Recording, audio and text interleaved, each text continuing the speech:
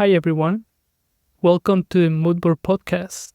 This is episode 8, and this is Caesar, And this is Aaron. where we help creatives unlock their potential by having meaningful and insightful conversations. Absolutely. And I'm excited to be back, Caesar, to talk about where we left off. In the last episode, we were giving sort of our experience for newly minted professionals who have just graduated. And in this episode, I thought we could expand on some of these topics that we touched on in the last one.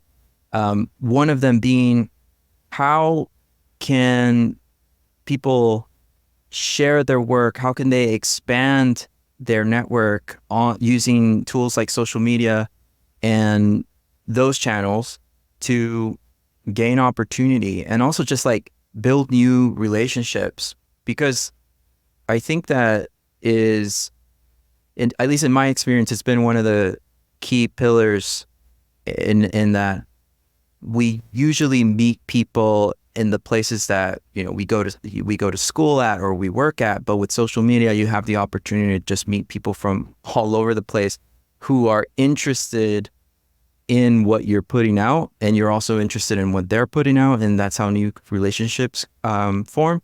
And so I wanted to kind of ask you about your experience sharing your thoughts and your work online, and maybe you could share a couple stories of how that's turned out for you.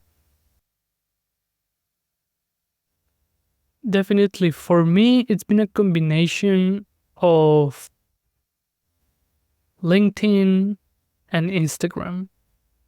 On Instagram, I have a story about that.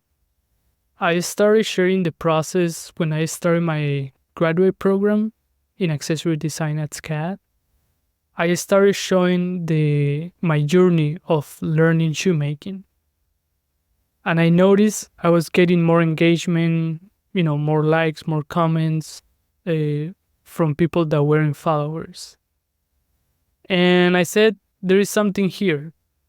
So I kept doing it. I kept sharing the process of learning shoemaking, and showing every step of the process: design, pattern making, the machinery involved in the process of sample making footwear, and just an array of content around shoemaking.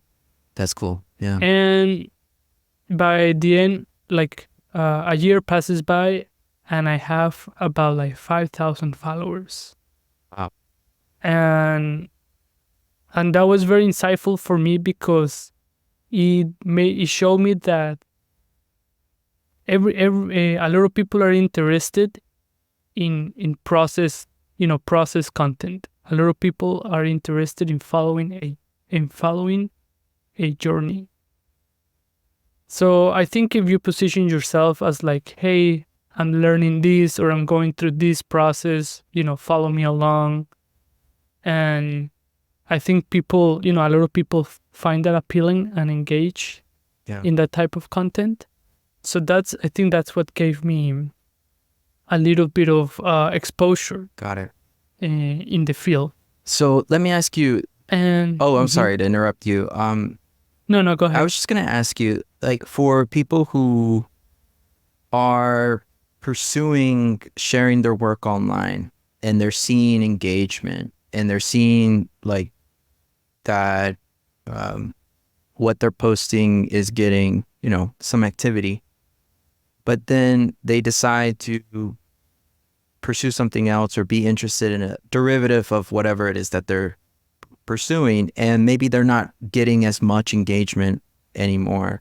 How do you balance following your creative intuitions with what social media and these platforms are rewarding, or people who are engaging are rewarding? How do you balance that? It is a trial and error.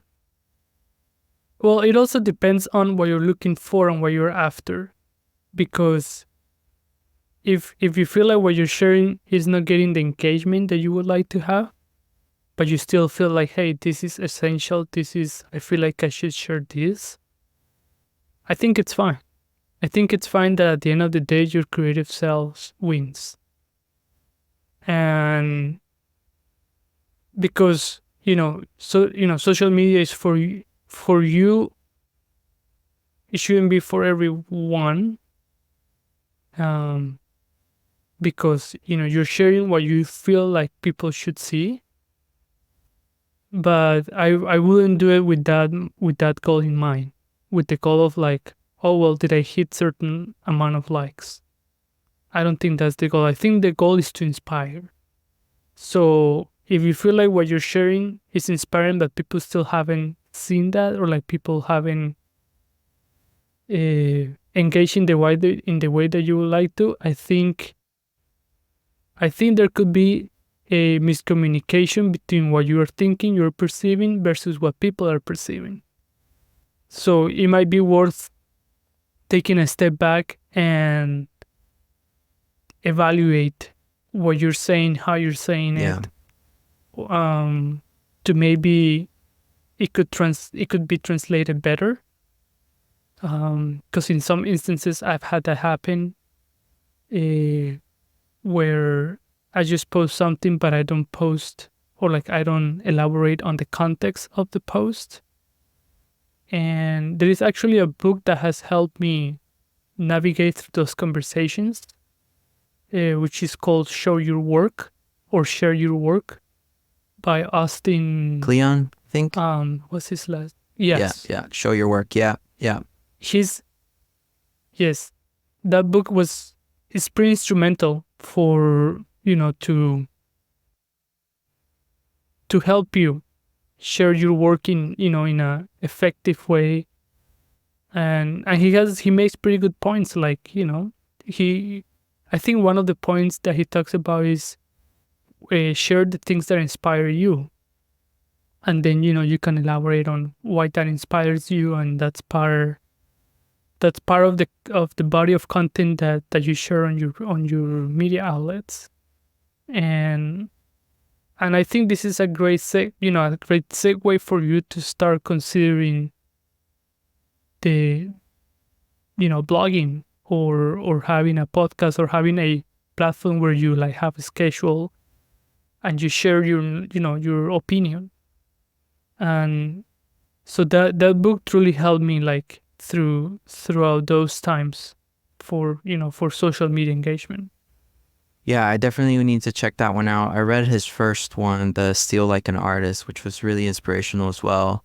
I really love the thing that you said about like bringing or putting out things that are inspiring to you. And I know that in my experience with social and using it as a tool to, reach others and share work, have conversations, there is a lot of, at least in the beginning, I know I was getting really caught up with numbers and the metrics and like, oh, like this is getting a lot of attention, maybe I should do more of the same.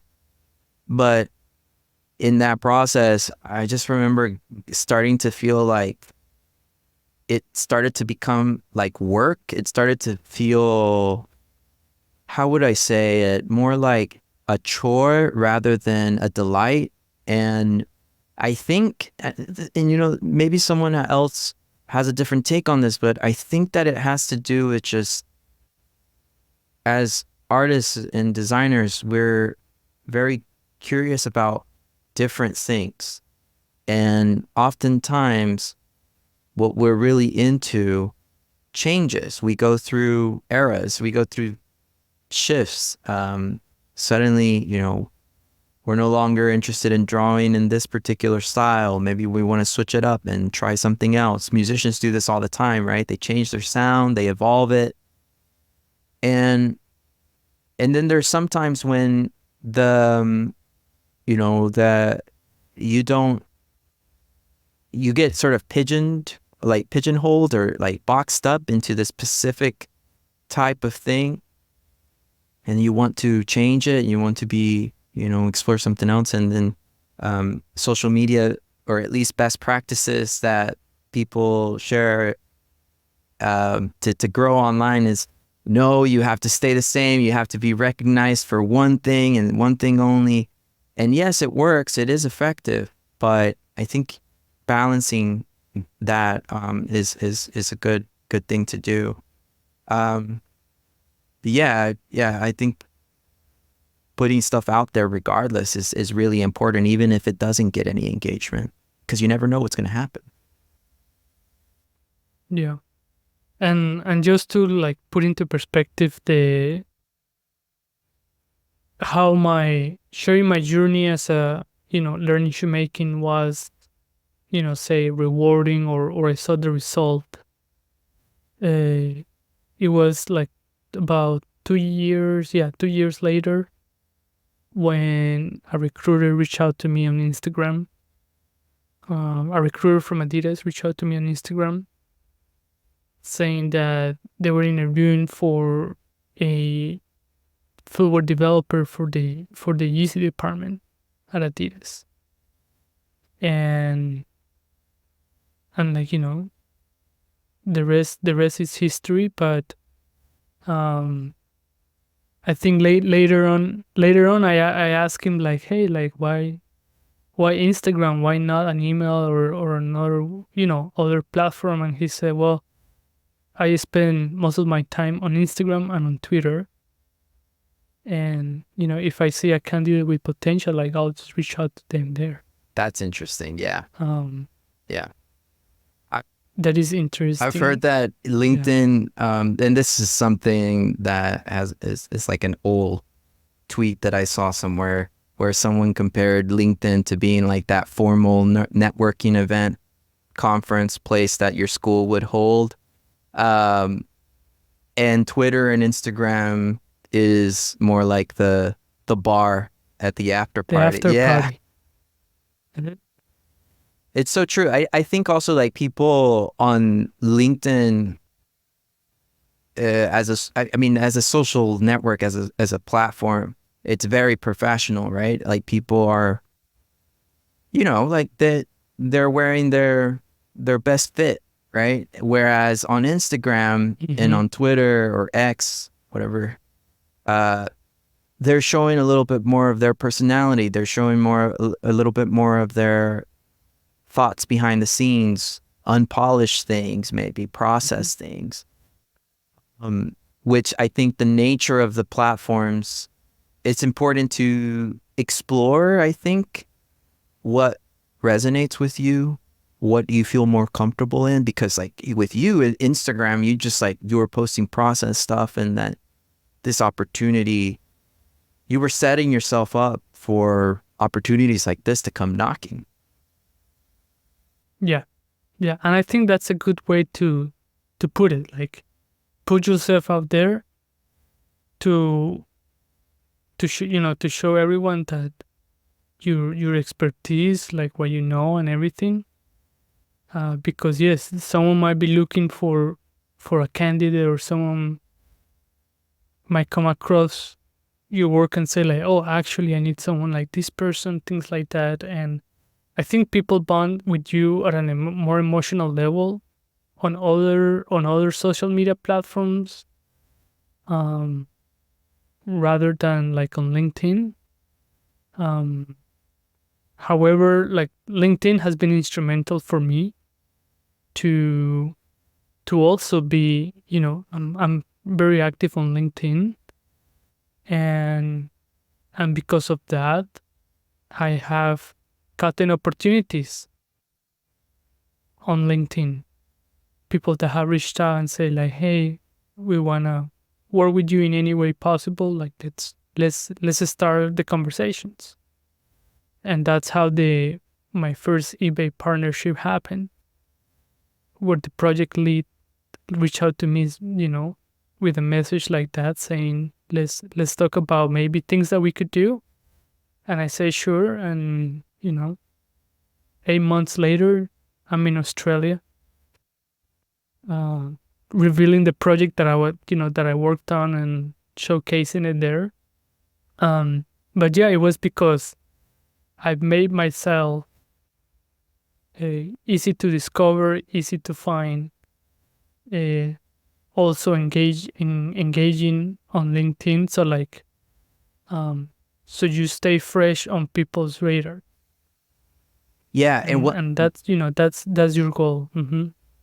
one thing that I've noticed from your presence on LinkedIn is just how much love you have for the craft, and I see that manifesting by your support of others in the community, you sharing like the latest articles and basically like really sharing your curiosity openly on LinkedIn, which I think is like, it's a beautiful way to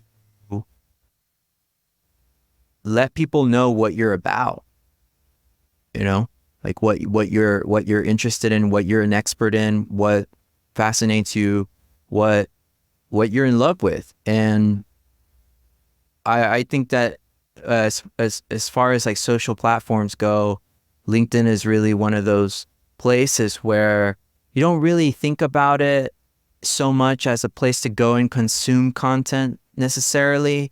So when you do find something that's very valuable, like you've shared so many things that I've taken a look at and I found so much value in, as well as a few others.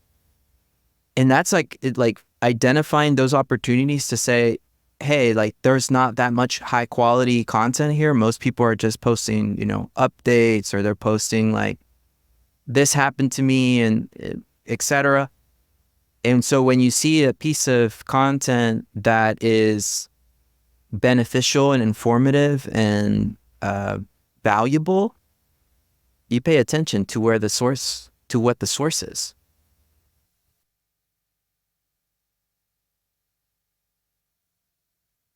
Yeah, and that's the beauty. I think that's the beauty of like social media. It's that we have access to people, we have access to knowledge, we have access to opportunities. It's just that we have to go after them, and we have to go after them. And I believe opportunity is still out there. Um, you just have to find them, and you have to have this mentality, because I'm sure a lot of people don't engage on LinkedIn, all because people disqualify themselves for not having enough experience, or maybe they have reached out to some people and they haven't replied, so they're like, well, I don't see the value of being on LinkedIn. So it could be a combination of things, but LinkedIn is a valuable platform, that I think, that I would take advantage of as early as I could, all the way from college, onwards. Yeah. Um, It's like the resume, like LinkedIn has done such a great way. It's such a great, has created such a great solution for like the interconnected resume, right? Like immediately, you know where a person went to school at, what they've done, what things they're curious in, what skills they have. yeah, in detail. Exactly. Whereas with all the other platforms, you really have to kind of dig through the timeline and maybe visit their website to kind of get that information. I was gonna say that, like, for me, the platform that has really, at least initially, been instrumental, I think, has been X, or formerly Twitter. And one of the things that I discovered there was just the insane potential for the network effect. So, you might have a very low following, but someone picks up on something that you did, who has a higher following, shares it with their network, and then all of a sudden, Mhm. you see a boost. You are, Yeah, yeah. exactly. And I've gotten a lot of opportunities that way as well. One of them being I started like sharing animations, just like experimenting with Procreate on iPad a couple years back, making short animations. And actually someone on Twitter saw these animations, and I wouldn't consider myself an animator at that time. I was just experimenting with animation. And this person had an idea for a short video for his company, and he reached out to ask me if I could make it for him. And I thought, why not? Let's just try it out. I've done it before for myself, and let's see what we can do. And so we went through the design process, and he hired me to do this minute. I think it was like a minute long or something like that. But he's actually shared it on LinkedIn, and it's been viewed like 350,000 plus times. So it's been very successful in explaining what his company does. Wow. And Wow. it was a really cool experience, because in this case, social media was for me a open studio, a laboratory, where I was just like sharing things that I was just messing with. And Right. someone might come in and say, hey, this is good enough for what I'm looking for. This experiment is like what I'm looking for. I'm going to hire this person to do this. And they take a chance on you, and you do it, and you do a good job. And, suddenly you have another thing that you do, right? But I think that's setting yourself up for these impromptu connections, making it, I love what you said about like making yourself discoverable, is really key. And then you can decide like what platform suits you better. Like if you're a really good writer, go to Substack. That's great for people who, want to write. Mm-hmm. People who want to do images, go to Instagram or Behance or wherever. One platform though that I think is highly like important, especially for people who are in the creative field, is TikTok. Because the algorithm that they have, if you do good stuff, if you do good work that's interesting and you're consistent, the way they've designed this app, people love it, people hate it. There's opinions on either side.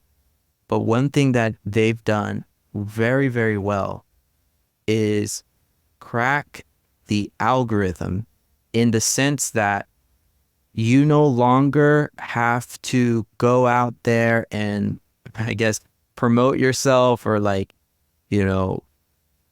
respond to other people to get your, whatever tactics people use to get their profiles to be seen, because the algorithm matches your stuff with the right audience, right? And so, Oh, wow. I think, man, like, dude, like I've made videos there before, and I've actually stopped, not because I've, for any like particular reason. It's just I've been doing other things. But I've done short video tutorials on how to draw on TikTok, experiments. Started about 2 Yeah. years ago. And it basically explaining simple construction, things that you would learn in Drawing 101, right, at SCAD. Right. And these videos have been seen by like 200,000 plus people, just like an insane Oh my amount God. of people. And uh, you like, those are insane numbers to think about. That just like the amount of connections that you can make with individuals is astounding on a platform that really just prioritizes getting the viewer to see the kind of content that they need to see. or that Right. they want to see. Yeah. Yeah. So definitely don't sleep on that. Go and promote yourself, promote your work on social. I think we should topic, which is navigating your career. I was watching this documentary called Idea Man. I highly recommend it. It's about Jim Henson from the Muppets Company. And one of the things that patterns that sort of inspired this next chapter in this podcast is the issue, and we've briefly touched upon it in our conversation already, but the issue of feeling like you're getting boxed in or niched too much as an artist, as a designer, creative. You want to continue experimenting, you want to continue evolving, but people are like, no, we're satisfied with where you are. You're doing great. Like, just keep playing the same songs, keep designing the same things. We don't want you to change. How do you navigate that? That's a good question. And I think it's important for you to explore as much as you can during college. Because college is like a, control environment. And I think it will help you exercise your personality and yourself, so that you can learn how to articulate why you're doing what you're doing, or why you're trying something else. And I often think about saying, well, I want to bring the best knowledge forward, or I want to bring the best answer possible. But for me, in order for me to do that, I have to go experience other things. And these things are like, I have to experience other crafts.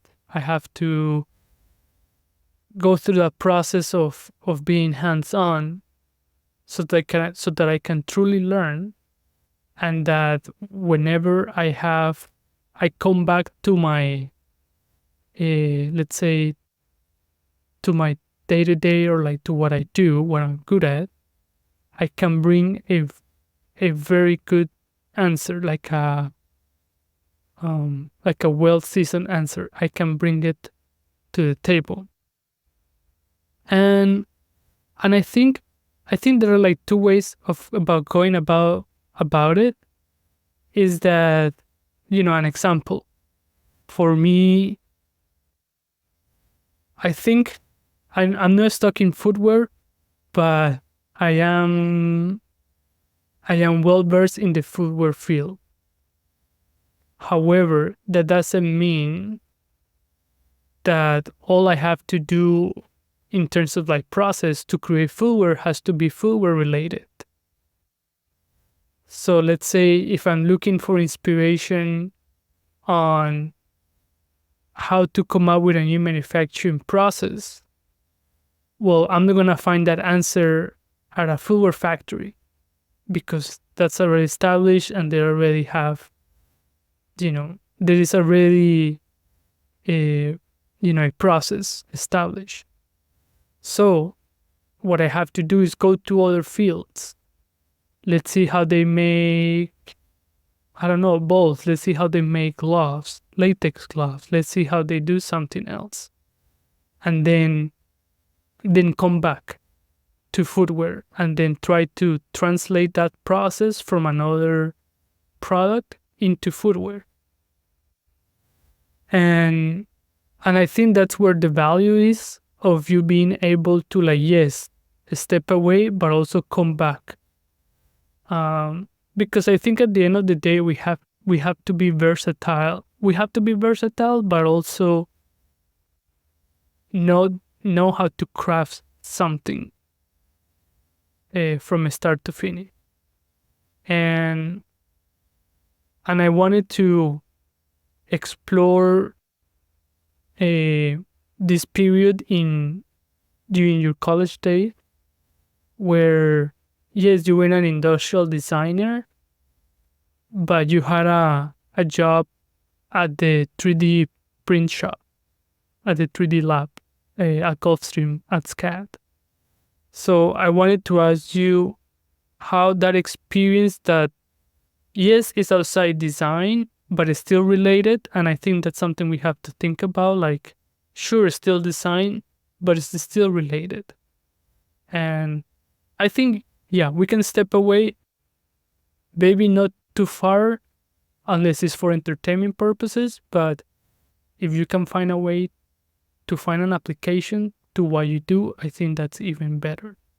But I wanted to explore the benefits of you stepping into that job that was like 3D printing, or like printing, versus design. Yeah, that's a great question. I think for me the biggest like immediate takeaway from working in that lab at SCAD, which to give people kind of a insight into this lab, I used to work at the DigiLab at the Savannah College of Art and Design, which specialized in 3D printing, laser cutting, different types of 2D printing, and a few other things, CNCs and that sort of thing. And going from just strictly being a designer working with his hands and not so much engaging with 3D printing as much, maybe for a couple projects here and there. The thing that it really taught me was like the questions to ask yourself as you're designing something. Once you sort of know the constraints of the 3D printer, once you know the things the processes that are involved in preparing your design to be printed, what is the most optimal way of printing it? What are the things that you do to maintain a good 3D printer? The different types of 3D printers and the different types of materials. Some materials work better for certain designs. Certain materials are not so good for certain designs, etc. And so I think the getting exposure to how things are made and allowing yourself to, like, Caesar, what you're saying is so good, like going into other industries to see how things are made, to connect the dots, reminded me of the story that I read about the Apple 1998 iMac, right? This is the translucent big iMac, the one that that was the first product that Steve Jobs came back with at Apple. It was the first, I think, major collaboration with Steve Jobs and Johnny Ive, the industrial designer at Apple. And what they did, or at least the designers, what I've read, is that they would go visit jelly bean factories.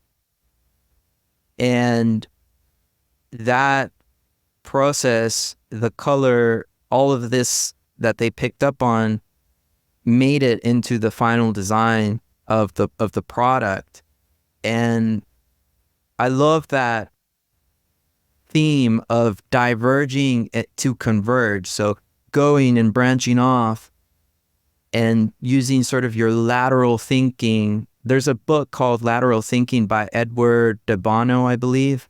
Highly recommend checking that out because he gives you kind of like these different formulas for thinking in a creative fashion. And one of those methods is lateral thinking, which is basically going out there, looking around. You're not really there with an agenda. You're just there to explore. You're kind of just like foraging. If it's interesting, put it in the pocket, pick it up, take it with you. You might not have a use for it immediately, but later on, your subconscious is going to connect the dots for you.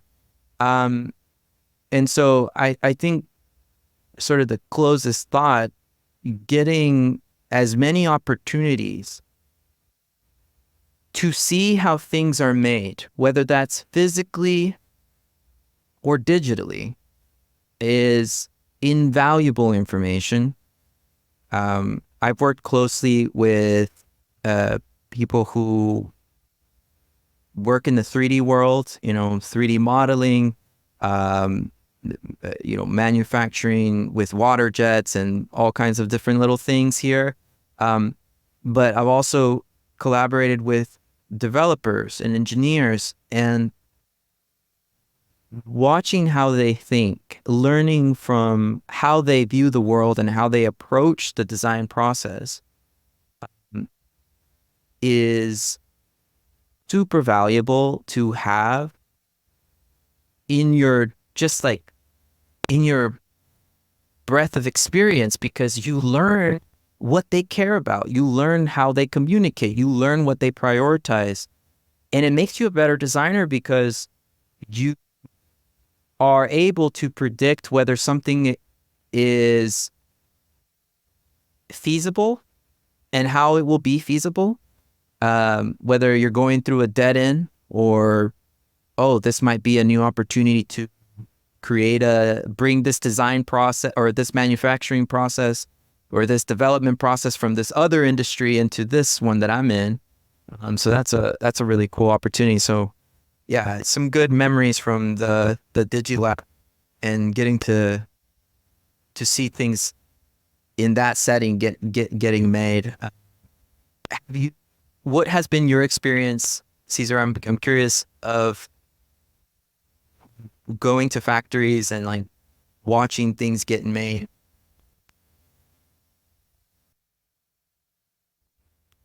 It's been very insightful seeing what goes behind the scenes and what it takes to make something in volume. Because I think everything changes when you start to figure out how to make it in volumes. Like how can I replicate this as quick as possible, as efficiently as possible? And I think when you start asking that question, everything changes. Because we are, especially in college and, as designers, we focus on the one model. We focus on one prototype. We focus on, just one thing. But then, and then we hand off that to engineering or to like development department. And then like as designer, you go back to the drawing board. But we don't truly trespass that gate into manufacturing, into engineering, into manufacturability. And I think it's important for designers to remain involved, to at least shadow what happens after you're done with the design, because I think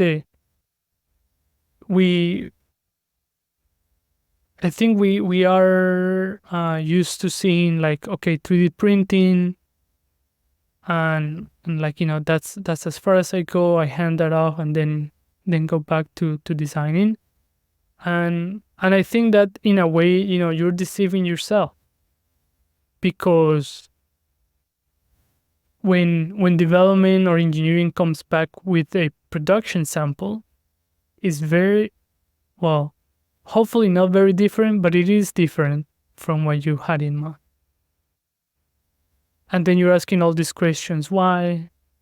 Yeah, why? Well, why? Because it's like, if you want to make this part, if you want to produce this in volume, it has to be this shape. It has to be these parting lines have to be here and here. And I think, for that conversation, there is a happy balance as well, because I feel like, designers should push engineers and development, and vice versa. Development should push designers. But is is often more design pushing development, but not the other way backwards. And that's something that I had the experience to be a part of, like projects from start to finish, and that for me has been very insightful because it has given me the tools and the knowledge and the expertise to design better at the end of the day. Or if I want to troubleshoot something, I know the language, I know what it takes to do something, so at least I have, and I'm not an expert, but I have enough knowledge for me to articulate what I want or to troubleshoot something. And I think that's what we should strive for, having enough knowledge of something so that we can have a conversation or that we can steer a project in the right direction. And that that was one of the very fundamental skill to me being successful, or for me lasting for so long, for 5 years at Yeezy. It was the versatility that I had to go from doing research, looking for inspiration, to translating that inspiration into a design, and then doing a proof of concept sample that did justice to the artistic vision, and then translating that into a sample that could be produced. And that was another side of the conversation. But I was able to navigate through those different stages of the creation process, and we should strive to be designers that can be a part of every conversation, and feel like that we are actually bringing to the table insightful comments, insightful feedback, and technical feedback. And I think that in general, that's a key to success in the industry, is being someone that doesn't stop at what they do.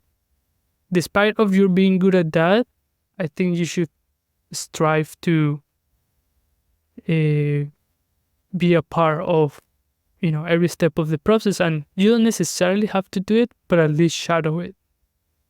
Because I think there is a lot of misconception of like, well, I'm not part of this because I don't want to do it. Like, you don't have to do it, just shadow it, or just be a part of the process, like as just someone watching from the sidelines.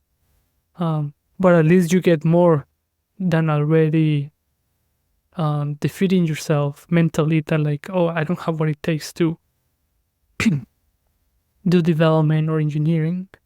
But yeah, just being part of this conversation it goes a long way.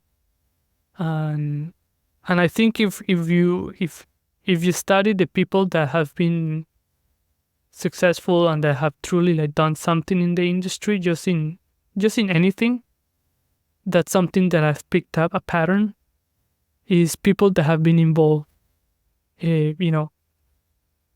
from the very beginning to the very end. And I think that's very important, that if you are creative, you have to be mindful of like, okay, if we're creating, where are we getting these ideas from? So you start those conversations, so you're part of those conversations, and then how are we translating that inspiration into a design? Okay, you're part of this conversation. And then how are we translating the design into proof of concept samples? Is it 3D? Is it this? Is it that? So then like you start truly being immersed in the process. And there is a lot of things to learn, a lot of things to discover.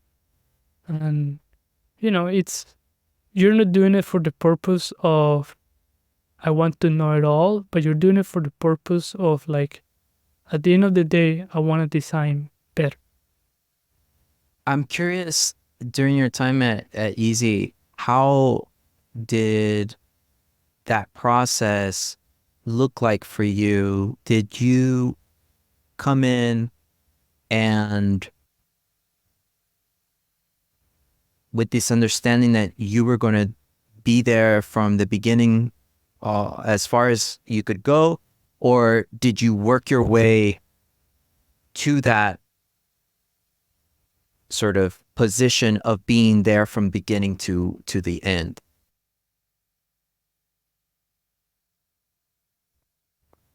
No, I started with, doing the one thing that I was supposed to do. But I think with time, you will start stretching yourself. Not yourself, but sometimes sometimes it was yourself. Other times it would be like the task at hand or what you were asked to do. That you had to stretch yourself to do something beyond your Yeah. responsibilities. So you did So it go was a combination of both. above and beyond was Yeah. your kind of, yeah. That's Yeah. interesting. There were scenarios for both where it was sometimes self-initiative, other times it was like what you were told to do. But I mean, definitely as as you spend time at the company, uh, I did feel like you had more responsibilities, and I think you were trusted with more. Um, and I think that was that for me was a sign that, like, okay, I have what it takes. People trust me to carry this project from start to end. And that was for me the way to growth, or the sign of growth. So what I'm understanding is, like, it first has to happen within you to have this desire, this ambition, this drive to go above and beyond what is expected of you, because you expect it from yourself. You see an opportunity and you don't wait for someone to assign it to you. You just do it because it's what you do. And so I'm very that's a very admirable trait, and I think it's one of those things that when you're surrounded with people with that similar attitude, there's just this quiet understanding that, hey, we are all here because we love this and we want to get to do it every day and get to do things that we, previously hadn't done before. And I think that's a key component to being in a very healthy and creatively successful environment. I wanted to ask you more about this, just for a bit more, with regards to inspiration. Like, there are so many iconic designs that have came out of Yeezy, and I'm just always fascinated. You sent me a video not too long ago where Ye is talking about the process and is talking about, like, sort of his philosophy around shoes and the creative process. And I'm just interested in learning a bit more about how you shifted through those mood boards, like we touched upon in a previous episode. How do you identify the directions that you felt were worth pursuing and presenting? Was it something that was internal? I know this is like 3 or 4 questions in one. Decide which one you want to answer. I'm so curious to hear you speak about that inspiration and that translation process from, this is just an idea, to let's pursue this thing. Well, it starts with having a solid and strong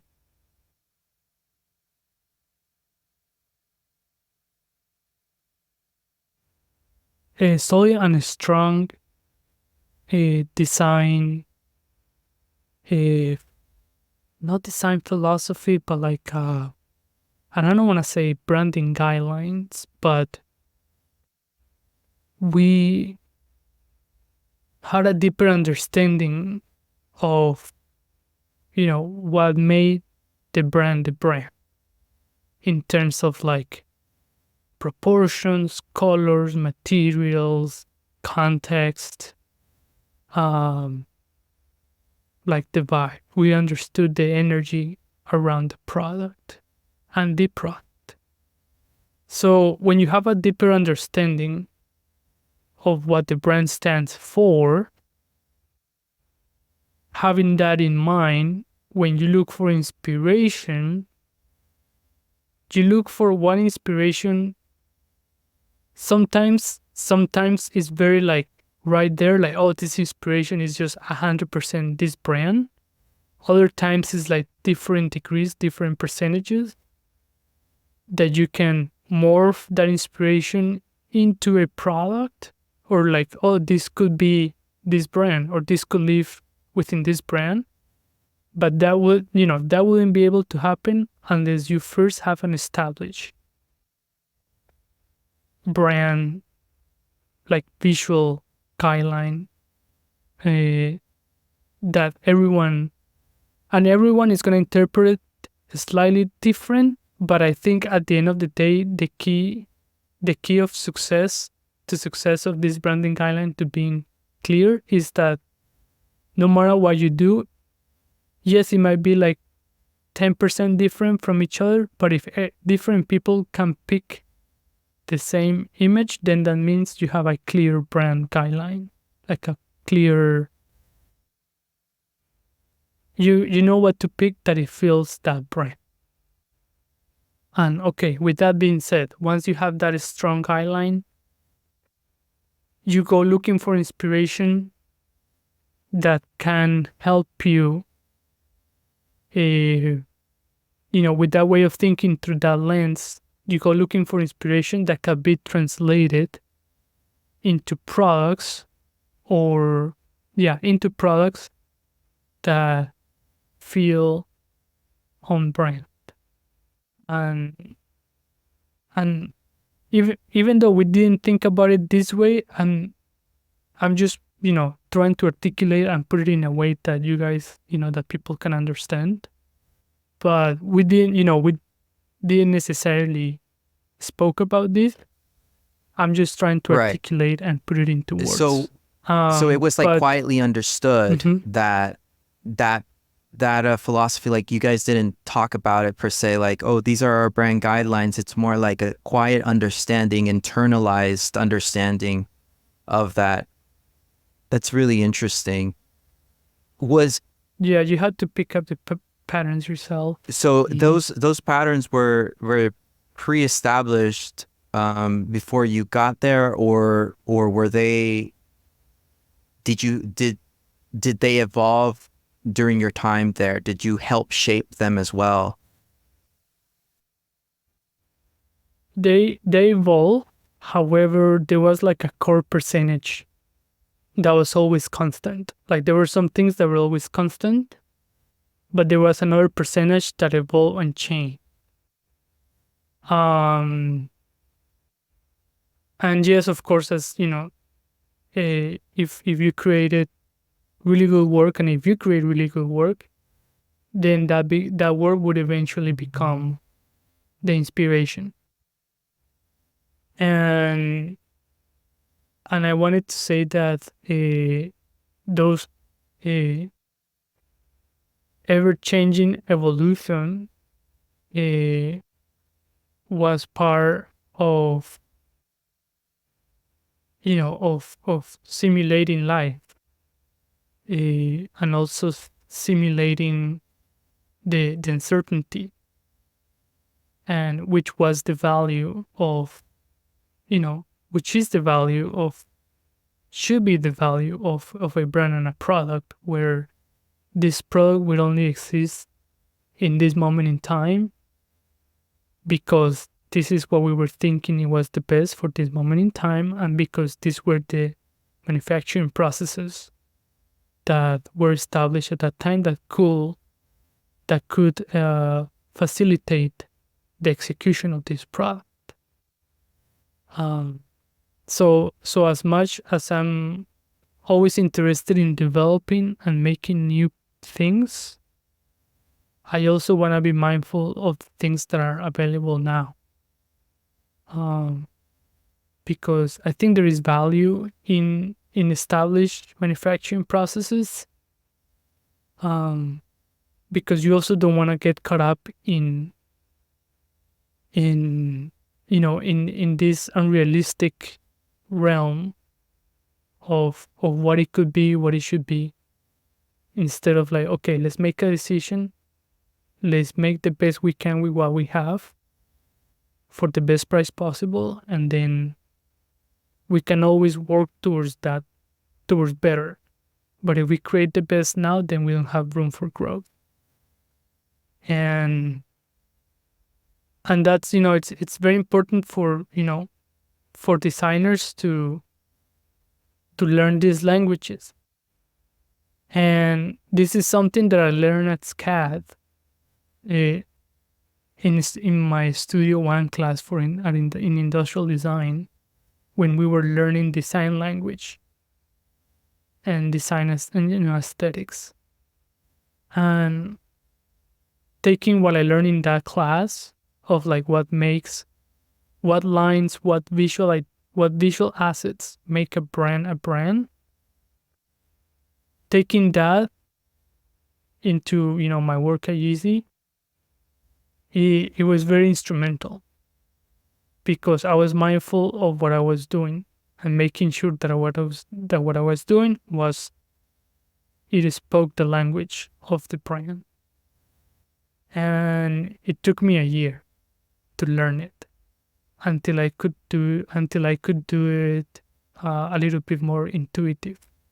But it took me a year to learn. It's a language after all, right? Like an aesthetic, a brand. Mm-hmm. It's when you come into something that has a language, fully formed brand language, it takes some time to acclimate and internalize it like that. I think bringing this back to the topic of putting yourself out there on the internet, if we see the internet as a grand city, a big, vibrant metropolis, taking the time to understand and work enough, do enough things to know what one's brand is, what your voice and your aesthetic sensibilities might be, and using that, leveraging that to make your work have that like touch, that fingerprint that is yours specifically. I think that learning from others who are doing it very well can help us navigate and ask ourselves the questions like, what is it about what I do that I should emphasize to make myself discoverable? So I appreciate you sharing that experience, Cesar. Going back to this whole thing about it's important for designers to understand what's available right now. How do we use the things that we have right now versus, in a perfect world, how could this product be? And if we had more resources, what could this product be? It reminded me of an experience that I had early on in my career, where I had just came out of school and I was working in Denmark with a designer there. We were working on a pair of headphones, and I remember thinking like, I was fresh out of school, or I was still very, very fresh, and I had no idea the amount of work and effort that goes into building at scale, manufacturing at scale. and how a lot of companies don't have the manufacturing capabilities that, let's say, a company like Apple has, right? Where they can custom build any kind of component. They can engineer any component to create whatever it is that they want to. Other companies don't have that leverage and that luxury.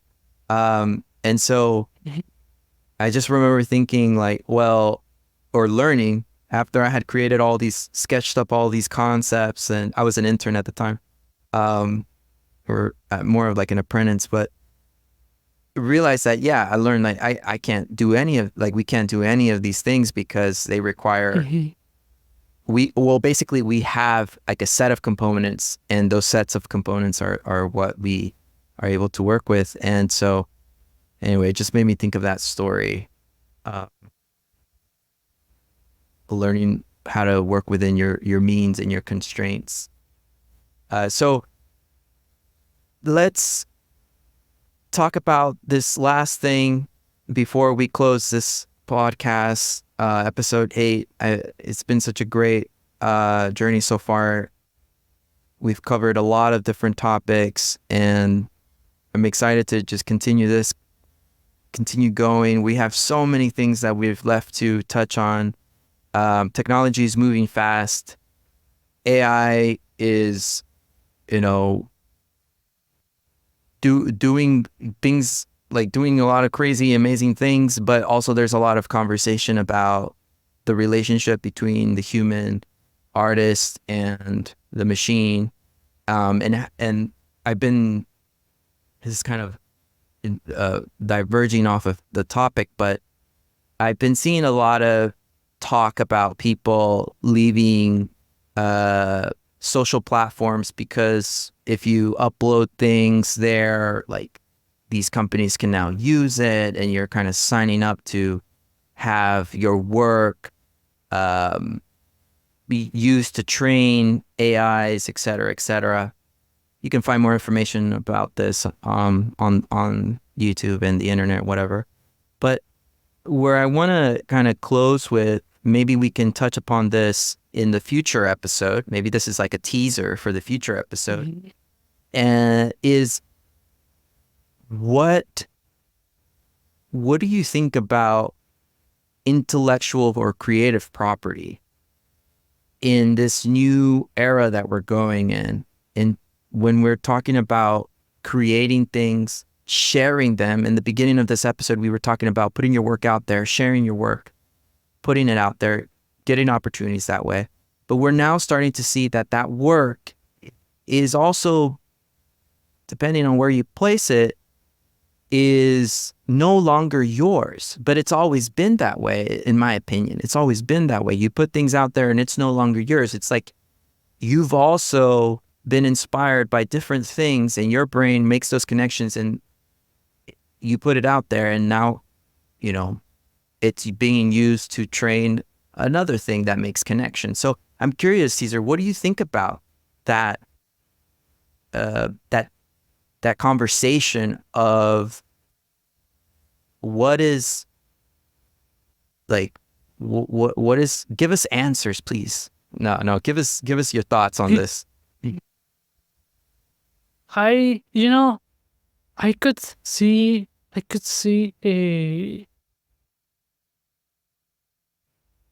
an increase of more analog, more a little bit of like going back to where we were in terms of, like, let's say in photography we went from film to digital. I could see us, I think I'm using an example. I could see us stepping back and having a deeper appreciation for film, because now digital is everywhere, and it's gonna, whatever you create digitally is going to or could be used for AI purposes. So I think if you want to protect your if you want to protect your work or your assets, you're going to create this in a form that cannot be copied, which is, it will be film. And I say this because for some reason I think of this example, uh, like I think of this example in Russia to avoid, to avoid the leak of documents or anything like that.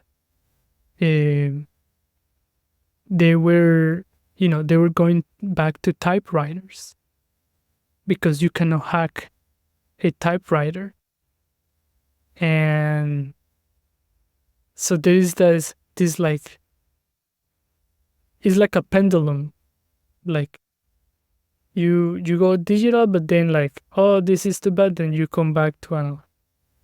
And it's a pendulum. So I could see a little bit of more, appreciation and a little bit more of creation in terms of like things that cannot, that you can only experience in person. And yeah, so I could hopefully, and I think there, there's still value there in that kind of approach, like analog film, physical things that you can only experience in person. um there's a lot of value there, so I could see like a little bit of a revival there, and an artist, maybe artists reevaluating how they create, how they show their work, what they do. Yeah, there is something there. I cannot like put my finger on it right now. Yeah, I think that's really interesting. The thing that you mentioned about, or what you said, the revival of the physical, I think is very, very, very powerful. I one of the thing that really got me thinking to bring this up was recently seeing the terms and conditions for software like Adobe Photoshop, where Adobe is basically saying like the things that you upload or that you are using our software for, like they have there's some language in there that I don't know the specifics of it, but my understanding and of this is that they can use it to train. And so it makes me think that the best thing that you can do is really just like decide what you're comfortable with and know what you're signing up for, and keep your sketchbook close, keep it with you. Because paper, at least you can control who owns that paper. Another thing that I was going to say is I do believe that physical will have its revival. Recently, I was at a talk, and a bunch of designers were there, and they were sharing their behind the scenes experiences with, working and getting things made, and the kind of behind the scenes troubles that occur during the process. And the whole event really reminded me of how important and how necessary it is to have community in real life. And although, digital helps us make connections, new connections, it's good to remember that we're human beings, and human beings need that time and space to be with other human beings. So with that, if you don't have any further thoughts, Caesar, why don't we wrap this episode up? No, that was pretty straightforward, and we look forward to our audience for comments, thoughts, questions, ideas. We want to welcome your engagement and your suggestions, because that can help us build a roadmap or like topics that we can cover in the future. And We want to make sure that you guys are getting your questions answered, or like we're addressing your concerns, because at the end of the day, it's a conversation and we want you guys to be a part of it. Absolutely. Well said. And that's, I think, a good place to close this one. It's a great conversation. Thank you for listening. Thank you, everyone. This is the Moodboard, where we come together to have meaningful conversations that empower creatives and help you reach your full potential. Until the next one.